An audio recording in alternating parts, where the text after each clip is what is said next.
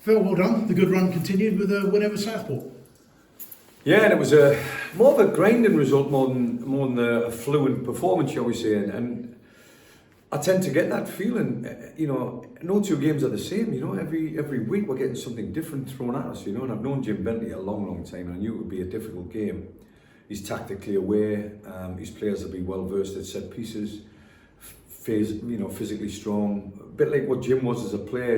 He likes his big centre halves to win the headers, and you have to. Quite simply, he came into the office after the game, and again, another manager that's singing the praises of Amari Wogan-Smith. And the more that continues, the better for us. It's not just the praise that Amari's getting; it's the leadership qualities that he's shown as a captain, on and off the field of play. And at this moment in time, I know we're not even at the halfway mark. I'm just delighted in the fact that I've named Amari as captain on the departure of Shane Byrne.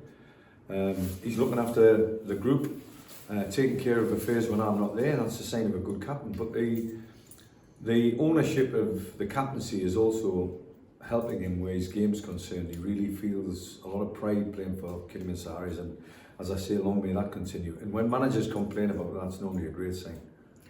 Clearly, on the field, he's a big, strong physical presence. He's getting his share of goals now as well. But there's much more to his game, obviously, than just being a kind of target man, isn't there, really? Yeah, and that's another compliment that, managers are paying us. If we're not hitting Amari, we're playing through the thirds and looking for pockets of space, and we've got players that can handle the ball, and the movement's good. The one thing Jim said is you can see that you're full time, and that's normally a sign that fitness levels are good. So all of these things at the moment are going in the right direction, and the big question is when you're playing in the teams that are in and around you in the division. Can we step up to the plate physically, tactically, technically in them games, and one's coming up, and not only is it a game from a team that's in a similar place to us in the league, but also a derby match. So there's a lot more to the Hereford game than meets the eye. The fact that it's Boxing Day, the fact that everybody's on holiday, the fact that the exciting football that's being played at this moment in time, and people are seeing on the TV, they're also seeing it on the terraces, and even down at this level, and that's not being disrespectful when I say even down at this level, there's a good level of football, there's a good standard of football being played. I'm hoping and praying that Boxing Day brings a good referee, because Saturday certainly we had a very good referee that didn't get involved in any nonsense, and he managed the game in a professional manner, and that's what we need, in a any derby match. You need a strong referee. We're travelling, we're away from home. The venue speaks for itself. Go back to the days when they beat Newcastle United in the FA Cup. All of them iconic moments are fresh in my mind. Because that's how much I love football. But again, going back to one of my early away trips at Hartlepool United back in 1979. So this fixture, I'm looking forward to it. It'll be a difficult fixture, there's no doubt about it. But all derby matches are. Everybody fighting for that sort of bragging rights in the locality of the two clubs, and then not just the locality and fighting for bragging rights. The 3 points. 3 points is going to be a really big 3 points for both clubs. Word about Hereford, who, like Harriers, actually have defensively become very sound in recent games. And I hate to say it's got 0-0 written all over it, because neither side shipping any goals. But both sides, though, have defended well in recent matches. Well, you start with a 0-0 in every game, don't you? And you know what the opposition can do. But come the ins and outs of the games and the rigours of every tackle that's going in, the ex-players that have been here that'll know us and know me, even in the likes of Matty Preston, know what I want from a game of football and how to get it. And the same will apply for them. I'm really looking forward to it. It should be a tactical battle, it should be a technical battle, it should be a physical battle, and there should be some atmosphere at the ground as well. I'm really looking forward to it, because albeit one of the venues that I visited when I was a young man, as a 19-year-old footballer, I can't remember the last time I was there. It must be a long time ago. But at the same time, I'm looking forward to it because of the proximity of Hereford to Kidderminster, and also the fact that we're in a rich vein of form. We're in a very good vein of form, and long may that continue. The boys have trained again today, and it's been outstanding on the training ground. And we'll do the same again tomorrow with a view to the game on is it Wednesday or Thursday? Thursday. On Thursday. You can turn up Wednesday if you like, but you could be on your own. Christmas Day is only one day of the year. I think the Wednesday we'll be preparing our heads mentally and and hopefully the players will be looking after themselves and don't eat too much of that turkey and any of that rubbish, and then being ready for action at 1 o'clock on Thursday. You mentioned 1 o'clock. The kick-off, as we all know, has been brought forward. That won't make much of a difference to either side, does it? Really? Don't think so.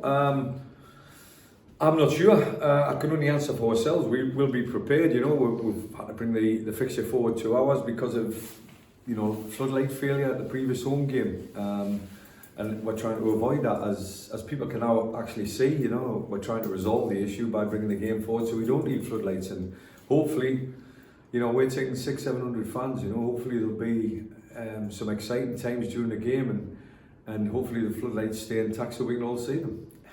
You mentioned obviously Harriers are full-time, Hereford are part-time, as most of the clubs in this league are part-time. I mean, logic would tell you that should tell in the last 15-10 minutes of a game, shall we say. But is that how you see it this season, or are the part-time sides still fit right to the death? I don't think the words logic and football go in the same sentence, to tell you the truth. The game's so exciting. I mean, look at that game yesterday, Liverpool against Spurs. I mean, dear me. And if I'd been beaten 6-3 at home, I'm sure there'd be 1 or 2 pertinent questions coming from you, Trev. Conceding 6 goals at home, and he's coming out and saying what a great spectacle. I mean, with all due respect, it's the Premier League, it's the way football's gone, it's an entertainment business, we understand that. But we're playing entertaining football in a 1-0 victory about 3 or 4 games ago against Leamington. That for me is a way to manage a game of football. You score a goal and you're not hanging on for it because we created a lot of chances that day, but we had that mentality, which we showed again on Saturday. It was really, it's a pleasure to watch young men going into a game of football with the mentality that thou shalt not pass. I enjoyed playing as a defender all my career, but I loved when we had the ball. I loved to express myself. I wanted to go forward. The bottom line is I've got a number 2 on my back and I've got to defend the back post when it's on the left wing. It's as simple as it gets. And we're doing that with an aplomb, and long may that continue. But, changes might come along because of injuries, which we've been found out already. After the Scunthorpe defeat, when we lost 2 centre-halves, fingers crossed, hoping and praying that that's never going to be the case again this season. Hopefully all our bad luck has been at the start of the season. If we can keep a same 10 or 11, shall we say, outfield players, it means that the team's winning, and it means that the team's in a rich vein of form, and it means that people are doing their jobs properly. Just going back to the full-time, part-time thing, I mean, presumably that's negated to a degree because, of course, you put so many substitutes on now if you're a part-time, so you keep putting fresh legs on.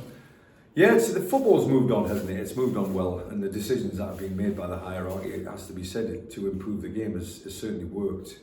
Again, going back in the day when you had 1 sub or 3 subs and you couldn't use them all, but now you've got 5, you've got 7 in cup competitions, you can use them all. You're not really under that much pressure. You've just got to make sure you cover all the bases. And a couple of times I've thought about not having Tom Palmer on the bench, but Christian Dibble goes down with a bit of a thigh problem, but it was just tightness more than anything else on Saturday, and thank God I had Tom Palmer on the bench. So really, with 5 subs or even 7, as I've said, it would be ridiculous not to cover all positions, goalkeeper being one of the main ones. And in terms of this game as a spectacle, it's great, particularly if you're a neutral fan. There won't be many neutrals there, but if you are, both sides are in the playoffs, so both sides are obviously going well. Both sides going well. Like I say, the proximity of the 2 sides, full house, everything about it is about inches, the old-fashioned game of inches. Can I beat my man, whoever I'm playing at, and how many of them can we win? If your outfield players in general, if you've got 7 or 8 of your outfield players winning their individual battles, then you've got a great chance of winning the game. But the inches in the game, like I say, that's why a strong referee is going to be needed. It could be a silly foul or second yellow card, and all of a sudden the course of the game changes its pathway. But these are the things that you've got to plan for as managers, and you can never second guess a second yellow card or even a red card. So you want full commitment, and we've witnessed that many times. And some of the young lads that we've got have probably got some silly yellow cards under the belt, if truth be known, and we need to stop that. But anything can happen, and the circumstances of the game you've got to take into consideration. Anything could happen, and if they go against you, you might lose the game. The way we're working at this moment in time is about positivity and making sure we're on the front foot, and making sure we're playing the type of football that can put bums on seats at Agra, and certainly away from home as well. So all of these things are moving in the right direction, but next game's just always important. 3 points, and that's all we're thinking about. obviously you did your homework on all sides that you play, but of course you've got Paul Downing here now, who was at Hereford last season, so presumably you've been able to tap into his knowledge a bit. Yeah, he's mentioned, have you ever played here this morning? That was in the gym. And I said, yeah, long time before you did as well. And he said, he talked about the hill, the slope, shall we say, which I don't think he'll get a bigger slope than Radcliffe Borough, what we witnessed the other day. That must have been, in fact, I asked the groundsman, it must be a 6-foot drop from corner flag to corner flag. I know there's a slope at Hereford. I know it's a big pitch. That's one thing I do remember.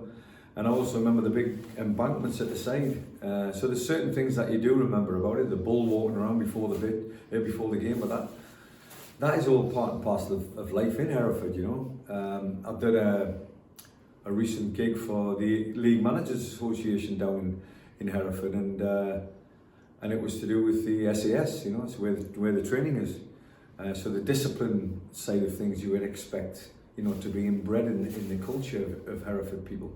And probably in the team as well. But as I say, full-time versus part-time, all day long I'd take full-time. The part-time side I understand, you know, they've got to cut their cloth accordingly, and people have got jobs, etc., and they can make money that way. But that's what I'm getting used to of life at this level. And final point, team news or squad-wise, how are you looking going into this one?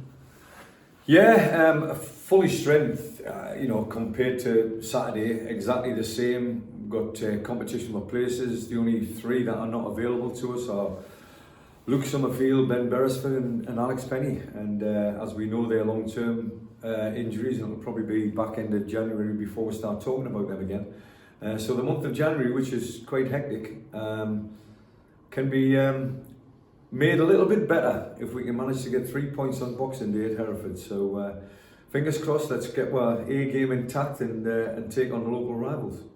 Have a good Christmas. Thanks for your time. Thank you very much.